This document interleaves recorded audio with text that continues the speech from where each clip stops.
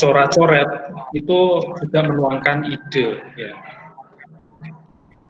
Nah, dahulu ini kan sudah dimulai ya, zaman dahulu bahasa gambar itu sudah ada gitu ya.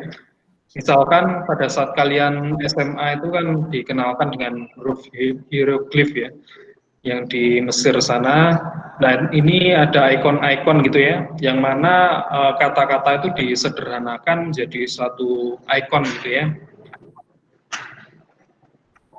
Nah itu lebih simple ya daripada harus menjelaskan dengan deskripsi kalimat gitu ya. Lewat indera penglihatan, manusia bisa membayangkan, mencerna dalam pikiran dan mewujudkan imajinasi. Manusia menggunakan tanda atau simbol jauh sebelum ada bahasa tulis ya, diturunkan dari gambar.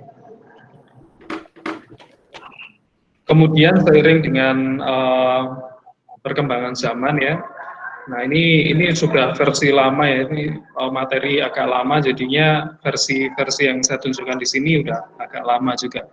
Bahasa gambar yang merupakan hasil dari pengabstrakan atau konsep dapat menghasilkan realisasi imajinasi gitu ya. Nah intinya gambar itu bisa mewakili juta kalimat ya. Jadi pada saat kalian menjelaskan gambar itu ke klien ya, itu lebih mudah menjelaskan ya daripada harus diuraikan dengan kalimat gitu. Ya. Nah berikutnya ini adalah teknik membuat sketsa ya. Berpikir gambar dalam dunia arsitektur merupakan keterampilan dasar ya, yang wajib dimiliki ya. Ini sudah kalian terima materinya pada saat di dasar gambar teknik atau antar estetika dan matra ya. Nah, di situ kalian sudah dibiasakan untuk membuat gambar sederhana, sketsa gitu ya. Nah, maka seringkali dalam waktu luang sebaiknya latihan menggunakan gambar ya. Dulu kan sudah dijelaskan dengan logbook ya. Jadi tiap hari ada targetnya untuk membuat sketsa sesuai temanya masing-masing ya. Nah itu sebenarnya adalah membiasakan diri supaya kalian berpikir dengan gambar ya.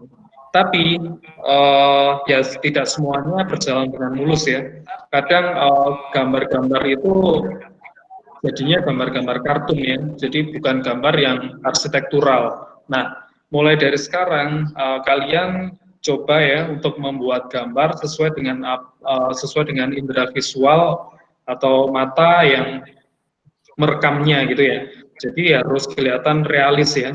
Jadi jangan sampai membuat gambar yang kartun ya, nanti kelihatan lucu ya. Jadi seorang arsitek bisanya membuat gambar-gambar seperti anak TK jadinya ya. Nah ini ada tugas dari kalian kemarin ya, masih ingat ya tugas gambar ini? Masih Pak. Membekas banget ya kalian ya. Membekas sekali ya di hati kalian ini. Ini ya, kan ada membatiknya gitu ya, lumayan buat tangan kanan dipijat gitu ya. Nah sebenarnya ya tadi sudah saya jelaskan kalau ini membiasakan diri supaya kalian lebih bisa menerima gambar ya. Jadi tangan tidak kaku ya, latihannya seperti ini gitu. Ada teknik arsiran, teknik titik-titik, kemudian ada notasi-notasi, notasi perkerasan, notasi tanaman, air gitu. Kalau dulu di breakdown seperti itu. Tapi nanti aplikasinya ya beda lagi ya. Pada saat kalian iseng ya, pada saat kalian jalan-jalan gitu, coba kalian ambil selembar kertas gitu ya, untuk menggambarkan suasana ya. Tapi secara arsitektural gitu ya, tidak harus gambarnya realis jadi gitu ya, gelap terangnya yang full gitu, tapi coretan-coretan yang itu kelihatan proporsi, kelihatan hidup ya, meskipun tanpa arsiran yang wah gitu ya. Nah di sini adalah suasana pasar ya, namun situasinya kelihatan hidup ya. Di situ ada menggambarkan ya lokasi pasar dengan orang dengan segala macam aktivitasnya. Nah, kelihatan seperti ini ya. Proporsinya bagus, gelap terangnya meskipun sederhana kan kelihatan arah datangnya sinar gitu ya. Kemudian ada pohon-pohonnya yang gelap ya di blok gitu ya, seperti ini. Kemudian arsiran yang lain ya, ya ini bisa juga mewakili ya. Ini art center yang di Denpasar, tapi dari jauh digambarnya seperti ini gitu. Nah, jadi contohnya dua ini tadi. Nah, kalau kalian perhatikan pada saat menggambar itu, ya, kalian gambar bentukan terluarnya dulu ya, baru digambar gelap terangnya. Nah, itulah yang paling penting ya di situ.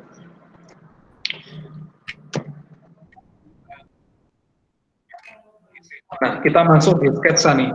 Sketsa adalah salah satu metode yang digunakan arsitek dalam menghasilkan desain ya. Jadi proses pengembangan ide dapat direkam dari waktu ke waktu sehingga memperlihatkan cara berpikirnya. Jadi sketsa itu tidak bisa hanya satu kali aja ya. Jadi mungkin pada saat pagi hari tadi mensketsa, besoknya juga sempat mensketsa lagi ya.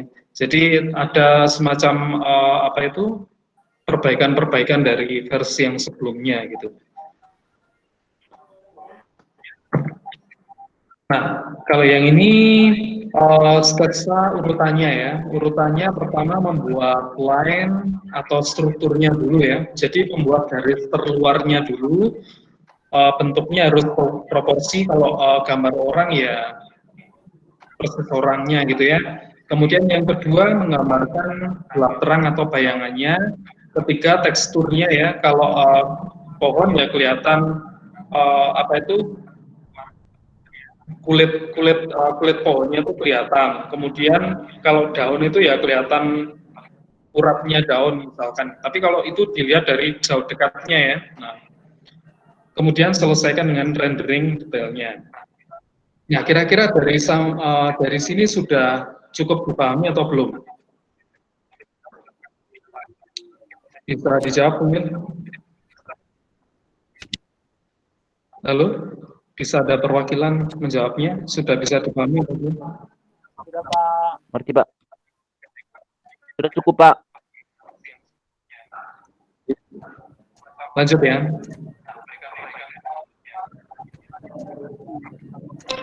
Oke, saya lanjutkan dulu. Nah, ini saya lewati ini kurang begitu kontekstual.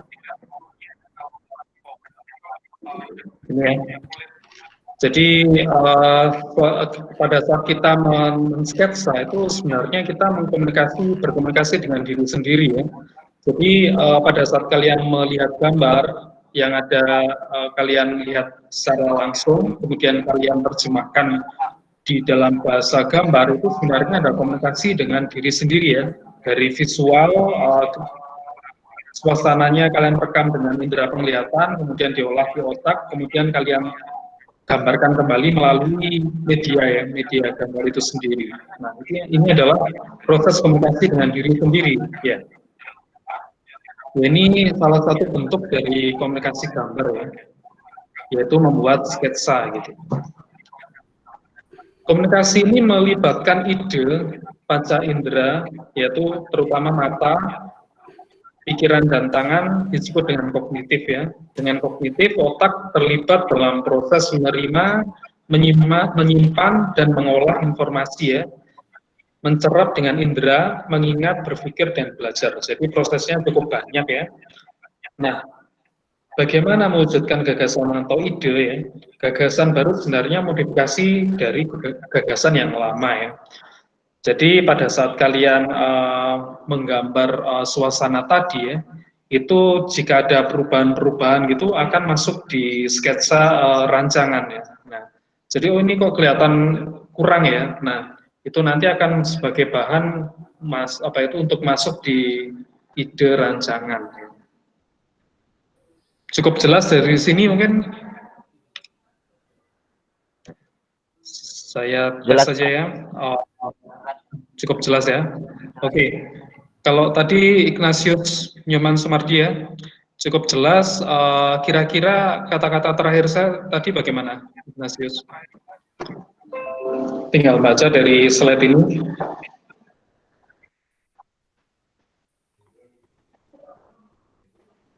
Tentang Bisa dibaca, Ignatius. berbicara tentang menggambar, Pak.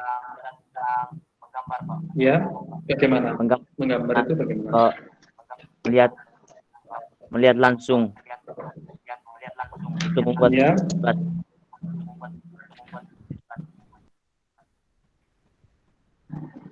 Jadi melihat langsung terus bagaimana?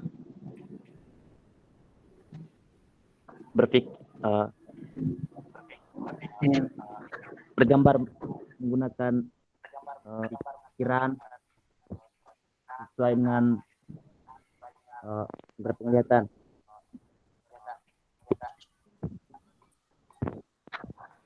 Mungkin suaranya putus-putus ya, jadi nggak begitu kedengeran.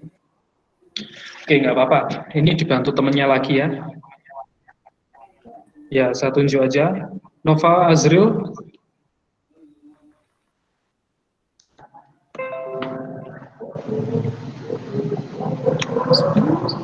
Silakan, bagaimana?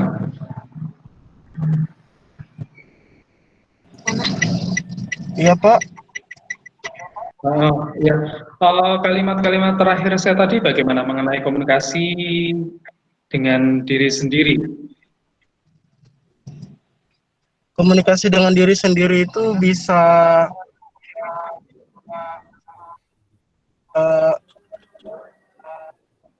mengeluarkan gimana ya Pak, sifat gimana gitu kitanya Pak, terhadap jadinya suatu gambaran yang kita buat itu Pak, itu jadinya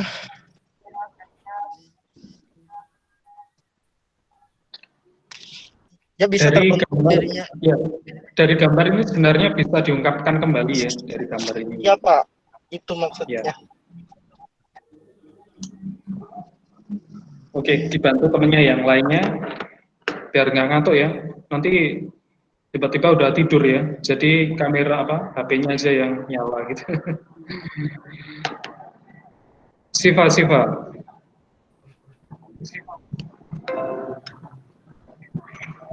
Iya, Pak. Gimana Siva, dari kalimat terakhir yang saya ungkapkan tadi? Seperti kata Bapak tadi yang mengimbau dan komunikasi dengan diri sendiri. Tadi kan ada yang kognitif. Jadi kita kayak menggambarkan, kita lihat, lalu kita lihat dengan mata indera kita pikir, nanti kita gambarkan, lalu mengkomunikasikan dengan sketsa itu. Gimana ya, Kak? Oke. Tidak apa-apa. Dari gambar ini kan kelihatan ya. Jadi proses komunikasi dengan diri sendiri itu pada saat kita melihat objek yang sebenarnya kita tuangkan dengan dalam wujud gambar, kan ada prosesnya ya di dalam diri sendiri, yaitu suasana itu diserap oleh indera visual ya, kemudian diolah oleh otak, kemudian digerakkan kembali oleh tangan ya untuk menggambarkan kembali apa suasana yang realnya tadi yang terjadi gitu. Jadi dari gambar yang kalian lihat ini, gambar kotak putih ini ya, itu cukup jelas ya. Jadi bisa diungkapkan dari ini ya kata-katanya. Nah, kita lanjut lagi. Nah ini kalau diwujudkan dengan kalimat ini kan cukup panjang ya. Nah, kalau dalam gambar ini cukup diungkapkan dalam satu gambar ini aja. Tapi kalau dalam kalimat ini dideskripsikan dengan panjang lebar seperti ini. Dalam proses berpikir gambar, keempat bagian saling sinergis, yaitu mata, pikiran, tangan, dan objek yang digagas sanggup menambah, mengurangi, ataupun mengubah informasi yang melintasi rangkaian komunikasi. Jadi cukup bertele-tele. Di sini ada objek, kemudian diterima oleh mata, kemudian diteruskan ke akal ya untuk pengabstrakan dan dengan pikiran, kemudian digerakkan dengan tangan ya. Ini proses sketsanya. Nah ini hasil sketsanya ya. Jadi prosesnya seperti ini. Mata sangat berperan penting karena melalui ini kita mampu mengesampingkan informasi lain yang tidak penting ya. Jadi kita fokus ke objeknya yang digambar, kemudian dirubah menjadi gambar itu sendiri gitu. Jadi prosesnya seperti ini. Cukup jelas ya? Saya rasa cukup aja. Jelas, Pak. Ya. Nah, perwujudannya, oke. Perwujudannya seperti ini. Pada saat kalian nanti men-sketsa bebas, yaitu dengan freehand ya, jangan pakai penggaris ya, jadi pakai pensil 2B atau terserah 6B juga bisa, karena pensil-pensil itu kan punya fungsi yang berbeda ya, misalkan pensil H itu nanti untuk membuat garis yang tipis gitu ya, kemudian yang 2B kan standar yang bisa kita pakai sehari-hari itu, kemudian yang 6B atau pokoknya yang B-nya itu banyak ya, itu biasanya untuk mengarsir ya, jadi seperti itu. Atau kalian kalau cukup pintar, itu nggak perlu banyak pensil, cukup mungkin ya satu aja ya, tapi memainkan tekanan ya, jadi tekanannya kalau pas pengen arsiran yang tebal ya ditekan, tapi kalau pas pengen yang tipis ya, mungkin tangannya agak diangkat-angkat gitu ya, jadi supaya garisnya bisa tipis. Jadi teknik aja memainkan pensil itu gitu. Tidak harus pensilnya ada 20 gitu, enggak. Jadi mungkin yang penting-penting aja ada pensil H misalkan 2B, 6B gitu aja, 3 misalkan. Nah, persiapannya pada saat kalian membuat sketsa bebas itu silahkan mencari objek yang paling sesuai dengan yang diminati ya. Kalau kalian suka posisi salah satu sudut yang ada di taman kota gitu ya, nah itu kalian cari pada saat seperti kalian layaknya memegang kamera SLR itu loh ya, jadi posisinya harus pas gitu ya. Tapi kalian perlengkapan perangnya ya kertas A4 tadi sama mungkin alas untuk menggambar ya. Jadi kayak waktu ujian istilahnya masuk perguruan tinggi misalkan itu kan bawa kayak papan ya untuk alasnya untuk menggambar gitu ya. Nah, alas untuk menulis ya itu dibawa aja gitu. Kemudian pilih sudut pandang yang terbaik ya, menggambarkan keseluruhan dari objeknya itu. Ini belum tentu kalau bangunan ya. Bisa jadi kalian menggambar skulptur atau tugu ya, atau yang sifatnya monumental gitu, atau menggambar bangunan dari jarak tertentu sehingga kelihatan lebih megah, atau ya terserah itu kalian menentukan objeknya itu sesuai dengan yang diminati gitu. Misalkan objeknya seperti ini ya, adalah bangunan ya. Jadi kalian membuat outline atau garis terluarnya dulu ya. Jadi pokoknya harus kelihatan proporsinya dan skalanya ya. Jadi misalkan objeknya ini ada mangkok gitu ya, digambarkan sesuai dengan bentuknya mangkok gitu ya. Ini adalah line atau strukturnya ya. Jadi dibuat garis terluarnya dulu aja gitu. Yang pertama tekniknya seperti ini ya. Nah, kemudian kita memasukkan unsur gelap terang ya untuk menunjukkan pencahayaan ya. Jadi yang awalnya tadi masih garis garis-garis saja, belum kita masukkan gelap terangnya. Pokoknya kuncinya di sini adalah skalanya ya, jangan sampai kekecilan atau kebesaran atau proporsinya beda ya. Jadi sesuaikan dengan objek yang sebenarnya. Nah sebenarnya yang paling berat itu ya posisinya di sini ya. Kalau gambarnya kelihatan nggak proporsi itu ya sampai akhir nanti salah gitu.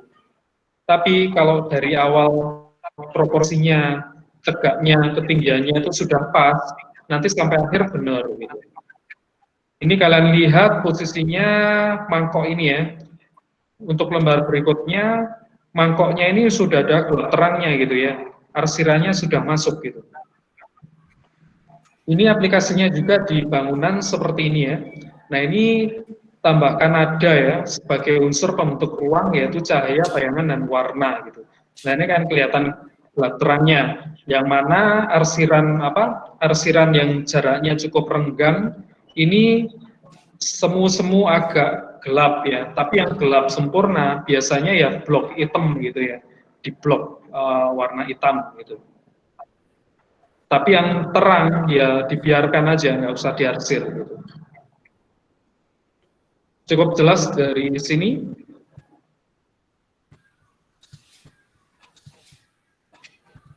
Bisa diwakili menjawab? Jelas, Pak. Jelas, Pak. Jelas, Pak. Ya. Oke. Berikutnya, nah ini kita menambahkan tekstur ya. Apa itu tekstur ya? Tekstur itu kalau kalian pas memegang meja kalian itu kan kalau kalian raba gitu ya, rasanya ada gelap, kasar halus ya. Nah, itu juga berlaku dengan gambar kalian ya. Kalau pas kalian memegang kaca itu kan kelihatan halus gitu ya. Atau mungkin memegang tembok, nah itu kan kelihatan kasar-kasarnya ya, terasa kasarnya. Nah di sini kita memasukkan unsur material supaya menunjukkan kasar halusnya suatu gambar ya. Misalkan di mangkoknya tadi sudah dimasukkan materialnya ya. Ini kelihatan di gambar kalian sebelah kanan atas ini mangkoknya udah, kalau tadi polosan, kemudian di polosan yang ini, kemudian dimasukkan gelap terangnya, sekarang masukkan material, supaya kelihatan lebih realis atau nyata gitu. Nah materialnya ini untuk menunjukkan ini ya, material yang dipakai seperti kayu, batu, kaca, ini untuk menunjukkan kesan 3 dimensinya ya, supaya kelihatan materialnya itu apa gitu ya. Nah, di sini juga kelihatan atapnya ini pakai genteng gitu ya. Nah, ini atapnya juga kelihatan ya. Kemudian gelap terangnya mungkin ditambah juga seperti itu. Kemudian versi terakhir yang jadi ya seperti ini ya. Teksturnya kan kelihatan. Ini apa itu materialnya apa gitu ya. Ini kan kelihatan.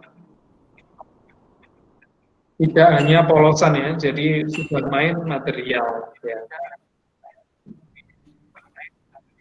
Nah ini kuncinya yang pertama yang di proporsi tadi, baru kita main gelap terangnya gitu ya. Cukup jelas ya materi yang saya ajarkan tadi?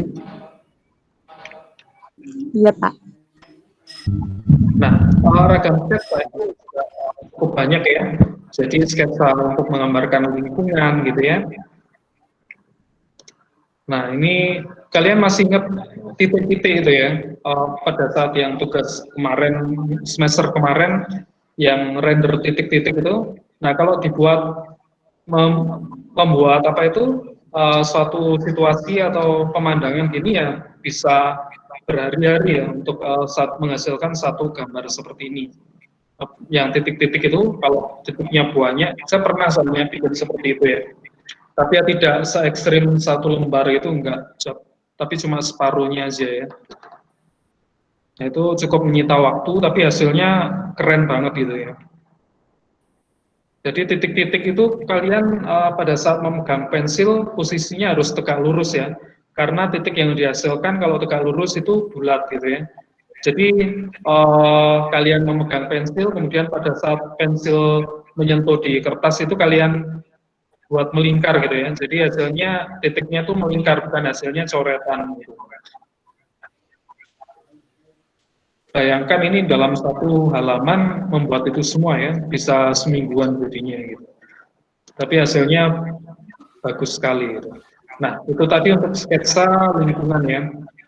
Tapi rendernya ini tidak harus titik-titik ya, jadi terserah juga bisa pakai apa gitu ya.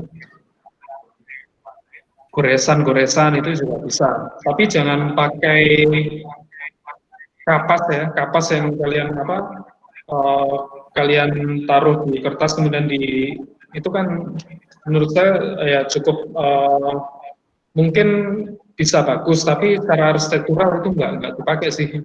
Biasanya kalau gelap terang ya pakai arsiran tebal tipis saja.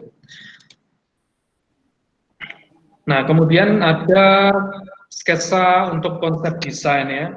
Jadi ini untuk menggambar sketsa perspektif denah tanpa potongan gitu ya. Nah, itu biasanya diagramatis ya. Jadi ini nggak ada contohnya, kemarin lupa nggak saya masukkan. Konsep-konsep desain itu yang sketsanya berupa diagramatisnya ya. Kemudian programming juga sama, nanti diajarkan nanti kalian di studio perancangan. Kemudian karakter, sketsa karakter, ya pada saat kalian menggambar apa itu kartun-kartun itu ya, jadi sketsanya itu ragam sketsa ya. Nah, ini terakhir ya, menggambar sebagai cara berpikir proses ya, atau analitis ya.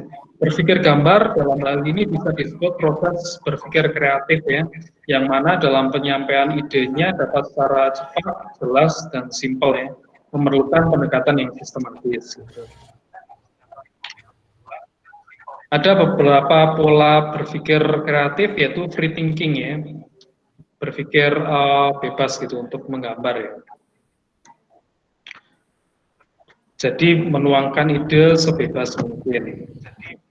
Kemudian ada structure thinking, ini ada urutan-urutannya, berpikir dengan ada urutannya gitu. Graphic thinking, pola berpikir dengan simbol. Ini contoh-contohnya saya lupa nggak masukkan. Lateral thinking, berpikir dengan pertimbangan dari berbagai sudut pandang yang berbeda untuk menemukan solusi yang maksimal. Dalam ragam pendekatan tersebut, sebagai arsitek, menggambar merupakan hal yang seharusnya menjadi kemampuan ya. Jadi meskipun awalnya tidak punya bakat menggambar, tapi kalau diolah juga akhirnya bisa menggambar ya. Seperti pada saat kalian dulu yang sudah saya jelaskan di semester awal-awal, banyak tugas menggambar, akhirnya juga bisa. Nah, metode menggambar melalui rangkaian berpikir proses ya. Jadi membuat gambar existingnya dulu dalam perspektif, menentukan isu permasalahan, mencari upaya pemecahan. Ini adalah proses desain ya. Tapi kita nggak sampai di situ, jangan khawatir ya. Tapi kita lebih ke arah membuat sketsanya aja. Nah, ini ada satu sesi yang paling ditunggu-tunggu, yaitu ada penugasan ya. Nah, apa itu? Ini kan kalau posisinya kalau tahun lalu kita berada di kampus ya, jadi saya bebaskan untuk lokasi pengambilan objeknya sesuai dengan lokasi di tempat kalian ya. Tapi kalian harus membuat gambar itu harus sesuai dengan objeknya. Nah, kalian bisa mengambil objek di sudut taman kota atau mungkin di gedung yang menjadi titik pusat di tempat kalian gitu ya, atau mungkin di sudut kos-kosan gitu ya. Nah, itu harus tapi harus digambarkan mirip ya dengan contohnya. Tekniknya seperti ini ya, kalian mengambil foto dulu ya, difoto dulu di HP atau di kamera gitu ya. Nah, itu kalian cetak ya, dicetak nggak harus dicetak studio enggak, tapi cetak di print aja gitu ya. Nah, kemudian gambarkan dalam bentuk sketsa dari foto kalian yang sudah kalian hasilkan tadi, yang sudutnya sudah kalian ambil tadi sebelumnya. Bisa digambar dengan pensil 2B dan kertas A3 nanti difotokan ya. Jadi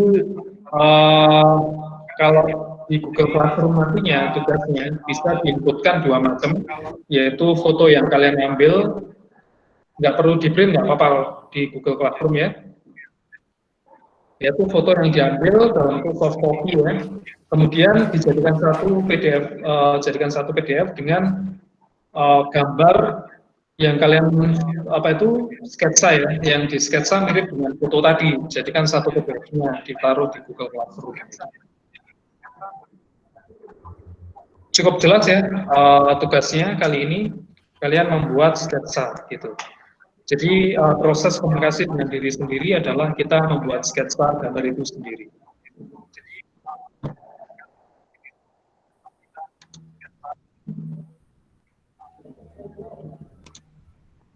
Ya, ada yang ditanyakan dari materi ini?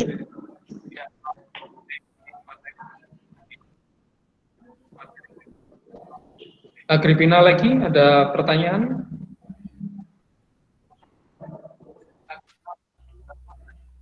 Nggak ada. Tidak ada, Pak. Ya, Pak. Antonius Serandria, ada pertanyaan? Nggak ada, Pak. Nggak ada ya, cukup jelas ya.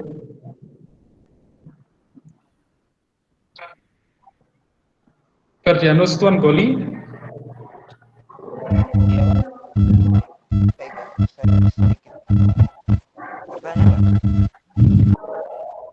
Mikrofonnya bermasalah sepertinya. Oke, saya lewati aja. Latihan apa nih?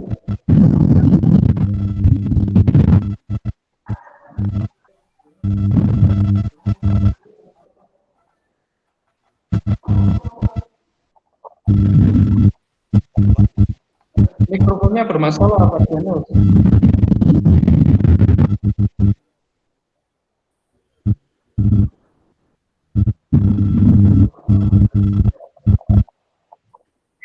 Mungkin siapa lagi ya?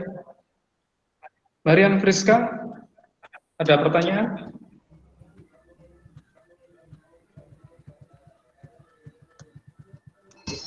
Nggak ada ya, cukup jelas ya. Jadi tugasnya untuk minggu depan ini adalah membuat sketsa, oke, gitu ya. Baik, kalau tidak ada pertanyaan, kita akhiri untuk perkuliahan hari ini ya. Kita akan masuk perkuliahan ini di minggu depan, dan kalau ada perkuliahan selanjutnya, kalau tidak salah grafik digital ya, kita ganti di room yang berbeda gitu ya. Baiklah, mungkin itu dulu ya yang bisa saya sampaikan. Terima kasih, selamat pagi ya semuanya. Pagi, Pak. Terima kasih, Pak. Selamat pagi. Ya.